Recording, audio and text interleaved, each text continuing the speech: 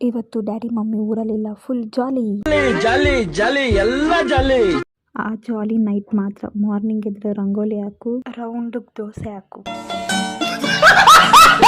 ಹಾಗೆ fresh up ಆಗಿ ನಮ್ಮ ಬಾಸ್ ನೋಡೋಣ ಅಂತ ಹೊರಟ್ವಿ.